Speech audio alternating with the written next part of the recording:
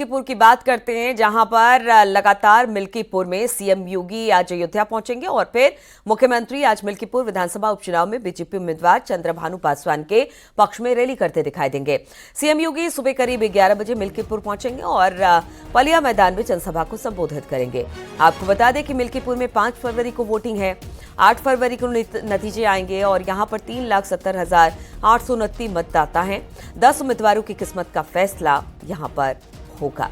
तो आज मुख्यमंत्री का अयोध्या दौरा और इस दौरान मिल्कीपुर में बीजेपी जो उम्मीदवार है, कैंडिडेट है, उसके लिए वोट मांगते आज नजर आएंगे मुख्यमंत्री योगी आदित्यनाथ। यानी कि मिल्कीपुर की जो रण है उसमें सीएम हुंकार भरते नजर आएंगे। तो चंद्रभानु पासवान के पक्ष में रैली हो रही है। हम आपको बता दें कि अवधेश प्रसाद जो कि सांसद बन गए, संसद में जाने के बाद ये सीट खाली हुई, जिसके बाद अब यहां पर उपचुनाव हो रहा है। बीजेपी और समाजवादी पार्टी में जबरदस्त टक्कर यहां पर दिखाई दे रही है। अवधेश प्रसाद के बेटे यहां से चुनाव मैदान में हैं, वहीं बीजेपी ने भी अपना कैंडिडेट बनाया है भानु प्रताप को। बताया यह जा रहा है कि दोनों एक ही जाति से आते हैं, इसलिए मुकाबला तगड़ा यहां पर रहने वाला है। और आज मुख्यमंत्री यहां पर पहुंचेंगे जब अयोध्या में, तो मिल्कीपुर जाएंगे, चंद्रभानु पासवान के पक्ष में रैली करेंगे मुख्यमंत्री योगी आदित्यनाथ। तो देखिए, पूरे दमखम के साथ चुनावी मैदान में दोनों पार्टियां उतर गई हैं। और अब बात कर लेते हैं उत्तर प्रदेश स्थापना दिवस की। तो आज उत्तर प्रदेश का स्थापना दिवस, इसको लेकर आज सभी जिला मुख्यालयों में कार्यक्रम का आयोजन होगा। लखनऊ के कार्यक्रम में उपराष्ट्रपति जगदीप धनखड़, राज्यपाल आनंदीबेन पटेल और सीएम योगी शिरकत करने वाले हैं। उपराष्ट्रपति यहां पर मुख्यमंत्री युवा उद्यमी विकास अभियान, सीएम युवा ई पोर्टल की लॉन्चिंग करेंगे और उत्तर प्रदेश गौरव सम्मान 2024-25 भी देंगे। दोपहर 3 बजे अवध शिल्पग्राम शहीद पथ लखनऊ में यह कार्यक्रम होगा। सीएम योगी ने ट्वीट कर राज्य के लोगों को राज्य स्थापना दिवस की बधाई दी है। सीएम योगी ने लिखा कि प्रभु श्री राम और श्री कृष्ण की पावन जन्मस्थली बाबा विश्वनाथ के आशीर्वाद से संचित उत्तर प्रदेश की 76वें स्थापना दिवस की प्रदेशवासियों को हार्दिक बधाई। पीएम मोदी के मार्गदर्शन में नए भारत का ग्रोथ इंजन नया उत्तर प्रदेश विकास, सुरक्षा और सुशासन का नित नए मापदंड स्थापित करेगा।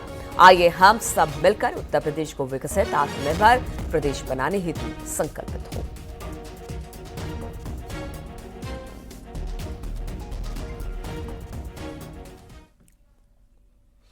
प्रधानमंत्री मोदी ने भी उत्तर प्रदेश के लोगों को राज्य स्थापना दिवस की बधाई दी है। प्रधानमंत्री मोदी ने एक्स पर पोस्ट कर लिखा, उत्तर प्रदेश के स्थापना दिवस पर राज्य के अपने सभी भाई बहनों को मेरी ओर से ढेरों शुभकामनाएं।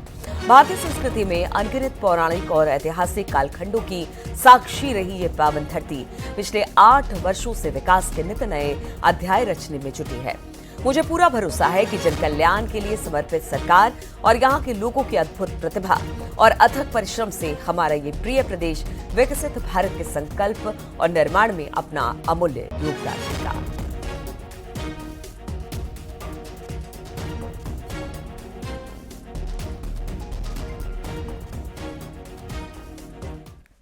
और अब बात संभल के कर ली जाए तो संभल में लगातार खुदाई अलग अलग जगहों पर चल रही है। संभल में एक खुदाई के दौरान गांव में घड़े में कुछ सिक्के और बर्तन मिले हैं। प्रशासन ने इन सिक्कों को अपने कब्जे में लिया। सिक्के काफी पुराने दिखाई दे रहे हैं। ऐसा लग रहा है जैसे किसी राजा महाराजा के समय में इसे जमीन में दबाया गया होगा, जो अब प्रशासन की तरफ से जगह जगह की जा रही खुदाई के दौरान बाहर निकला। एएसआई की ओर से संरक्षित अलीपुर खुर्द के अमरपति खेड़ा इलाके में ये ऐतिहासिक धरोहर मिली है।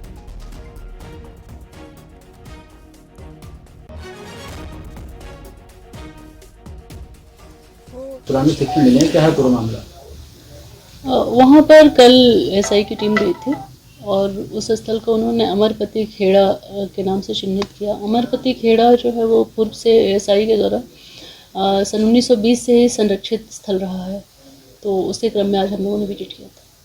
मैम, क्या क्या चीज़ें वहाँ पे निकली? वहाँ कुछ पुराने मृदभांड मिले हैं, सिक्के मिले हैं और वहाँ पे लोगों के द्वारा बताया गया कि वहाँ पुरानी समाधियाँ रही हैं पहले से।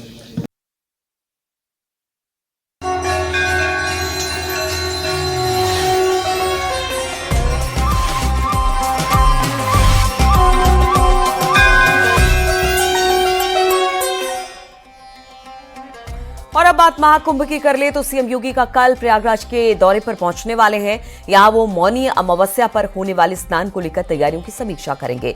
सीएम योगी वीवीआईपीज मेहमानों के दौरे से पहले तैयारियों का जायजा लेंगे। सीएम का एक हफ्ते में ये तीसरा महाकुंभ दौरा है। इससे पहले सीएम योगी 19 और 22 जनवरी को प्रयागराज गए थे। आपको बता दें कि गृह मंत्री अमित शाह 27 जनवरी को महाकुंभ जाएंगे। इसके बाद 1 फरवरी को उपराष्ट्रपति जगदीप धनखड़ और 5 फरवरी को खुद स्वयं प्रधानमंत्री नरेंद्र मोदी महाकुंभ में स्नान करेंगे।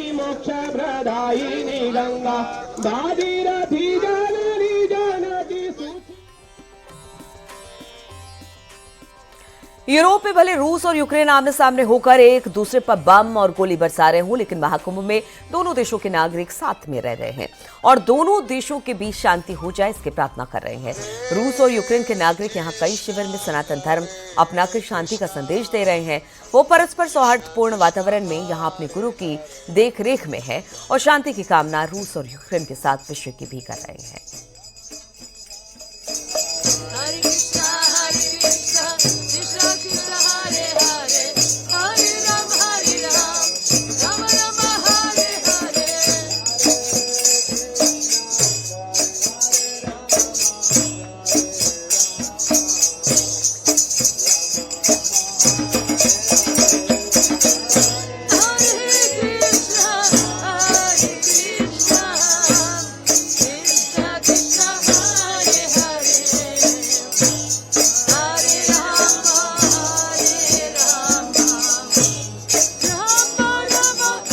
प्रयागराज में दिखाई दे रहे हैं। रूस यूक्रेन की बात होती है तो युद्ध की तस्वीरें सामने आ जाती है, लेकिन यहाँ पर रूस के लोग भी पहुंचे हैं, यूक्रेन के लोग भी पहुंचे हैं। एक साथ बैठकर भगवान का संकल्प कर रहे हैं, जाप कर रहे हैं, भजन कर रहे हैं और इस दौरान विश्व शांति की कामना भी कर रहे हैं और साथ ही साथ ये भी कह रहे हैं कि उनके देश में जो युद्ध की स्थिति बनी हुई है वो खत्म हो जाए।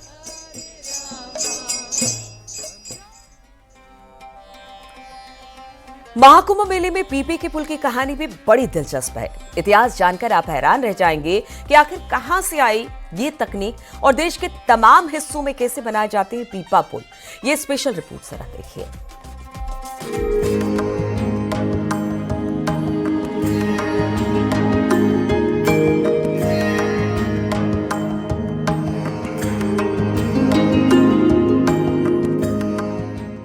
विश्व का सबसे बड़ा धार्मिक आयोजन महाकुंभ सनातन धर्म के सबसे बड़े और सबसे पवित्र धार्मिक आयोजनों में से एक है। महाकुंभ न केवल भारतीय संस्कृति और अध्यात्म का उत्सव है, बल्कि ये दुनिया में सनातन धर्म की महत्ता को बताता है। संगम और 4000 हेक्टेयर में फैले अखाड़ा क्षेत्र के बीच एक महत्वपूर्ण कड़ी के रूप में पीपे के पुल काम कर रहे हैं। पीपे के पुल 2500 साल पुरानी फारसी तकनीक से बने हैं। 30 पुलों के निर्माण के लिए जरूरी पीपे बनाने के लिए 1000 से अधिक लोगों ने 1 साल से अधिक समय तक रोजाना कम से कम 10 घंटे काम किया है और 2200 से अधिक पीपों का इस्तेमाल किया गया है। पांटून ब्रिज पर मैं खड़ा हूं और इन पांटून ब्रिजेस का इतिहास बहुत पुराना है और ये लाइफलाइन है महाकुंभ की। 30 पांटून ब्रिजेस का निर्माण हुआ है और ये 30 पांटून ब्रिज झूसी से यहां संगम के लिए कनेक्टिविटी का काम करते हैं। लाखों लोग इन पांटून ब्रिजेस का इस्तेमाल पूरे महाकुंभ के दौरान करते हैं। महाकुंभ में गाड़ियों, श्रद्धालुओं, साधु संतों और श्रमिकों के आने जाने को सुविधाजनक बनाने के लिए पुलों के निर्माण में काले तैरते लोहे के कैप्सूल नुमा पीपों का इस्तेमाल किया गया है। इसमें एक पीपे का वजन 5 टन है। ये इतना ही भार सह सकता है।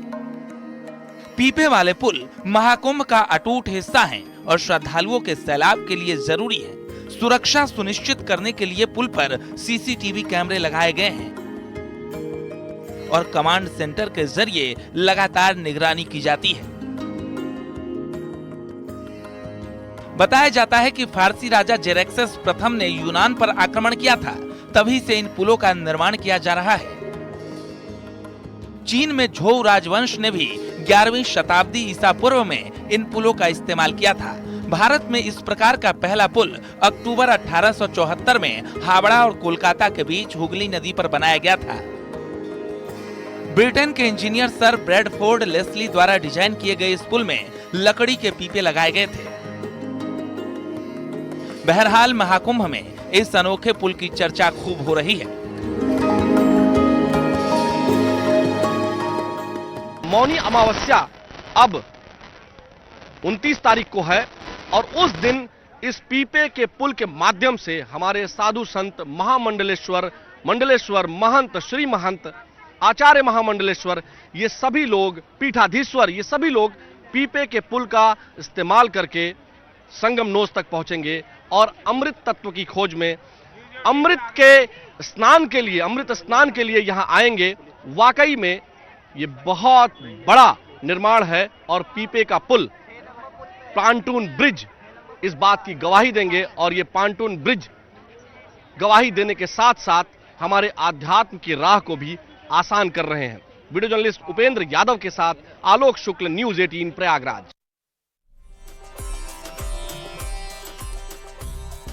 महाकुंभ में 27 जनवरी को शांति सेवा शिविर में विराट सनातन धर्म संसद आयोजित होने जा रहा है। कथावाचक देवकीनंदन ठाकुर की अगुवाई में होने वाली विराट सनातन धर्म संसद में सनातन बोर्ड के गठन के मुद्दे पर साधु संत विचार विमर्श करेंगे। महाकुंभ मेले के सेक्टर 17 में आयोजित होने वाली इस विराट सनातन धर्म संसद में मुख्य रूप से 2 मुद्दों पर चर्चा होगी। पहला मुद्दा, देश में सनातन बोर्ड का गठन जल्द हो, और दूसरा, मुसलमानों के वक्फ बोर्ड को खत्म किया जाए।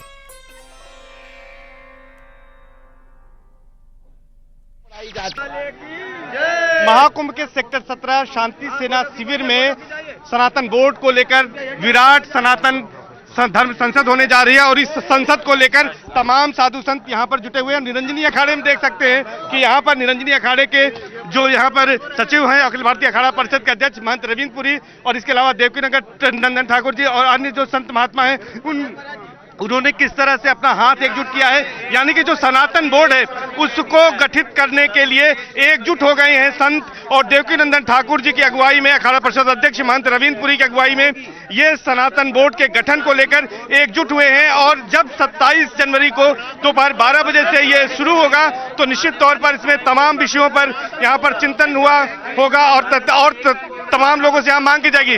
महाराज जी, ये बताइए कि किस तरह से आप लोग इसकी शुरुआत कर रहे हैं, किस तरह से एकजुट हुए हैं महाराज जी? बहुत बहुत आशीर्वाद, साधुवाद।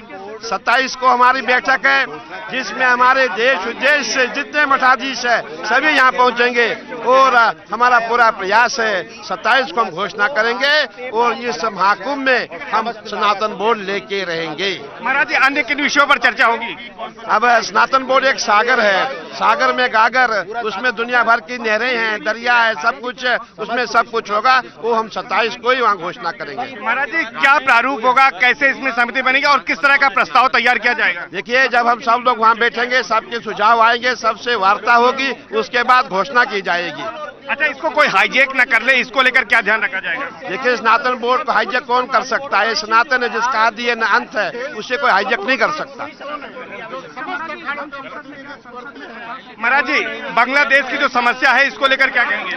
देखिए, बांग्लादेश की समस्या भी हमारे सनातन बोर्ड से हल हो जाएगी। पूरी समस्याओं का जो हल है सनातन बोर्ड है। मैंने पुनः कहा कि सनातन बोर्ड सागर है, सागर से ही सब हल जो है, सागर में विष निकलेगा, सागर से ही अमृत निकलेगा। महाराज जी, 27 तारीख को जो सनातन बोर्ड की विराट सनातन धर्म सम्मेलन हो रहा है उसको लेकर क्या यहाँ पर सहमति और किस तरह से आप लोगों ने एकजुटता दिखाई है? ये देखिए एकजुटता, ये देखिए ये पूरी अधिकांश क्या होता है, जब कोई मुहिम आगे बढ़ती है तो उस मुहिम को कमजोर करने का कार्य भी प्रारंभ होता है। तो ये देख रहे हैं आप, ये वो संगठन है। अभी हम लोगों ने अपने अपने आराध्य की और अपने इष्ट की और सबकी सनातनियों की शपथ ली है कि 27 जनवरी को जो धर्म संसद होगी, सनातन बोर्ड हमको सनातनियों को लेके देना है। ये वो एकजुटता है, ये इसकी कसम।